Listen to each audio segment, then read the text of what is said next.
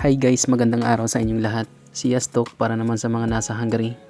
Ako nga pala si Lebert, dating OFW sa Taiwan at ngayon ay nasa Hungary na.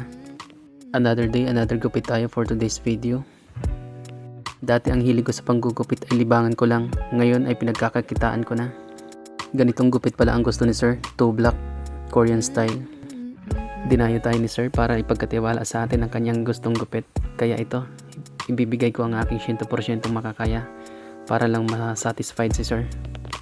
Gumamit pala ako dito ng number 3 guards at ngayon ay nagla-lining na tayo para makita na natin yung ganda ng ating gupit. Sa sobrang ganda ng buhok ni Sir, lining pa lang ay nakikita na kaagad natin ng ganda ng ating gupit.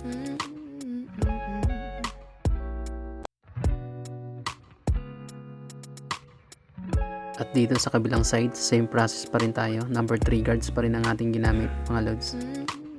Ilang hagod lang ang ginawa natin dito, mga lods. At ito, magla-lining na ulit tayo para makita na agad natin yung ganda ng ating gupit.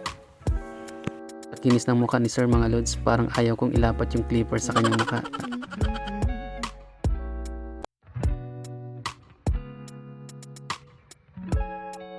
Ang gusto pala ni Sir ay patulis ang kanyang patilya.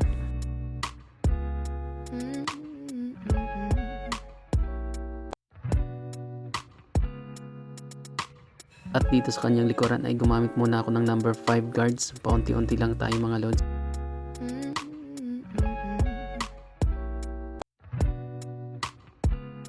At sa puntong ito, mga lods, ay aahita natin para mas lalong malinis at maging maganda ang ating gupit.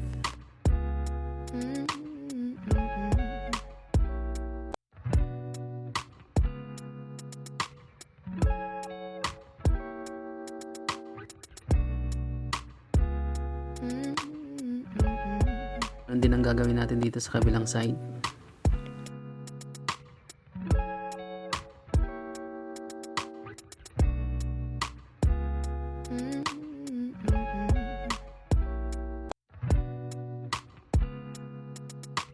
At dito ay ginagamitan natin ng tining scissor para sa mga buhok na sobra-sobra.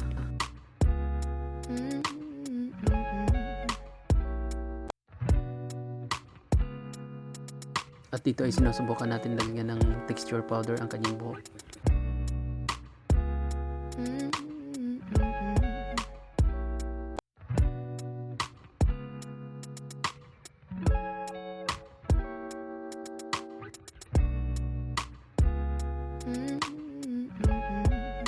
At ito na ang outcome ng ating gupit. One touch, one kiss, I'm tripping on you. Lately, you changed.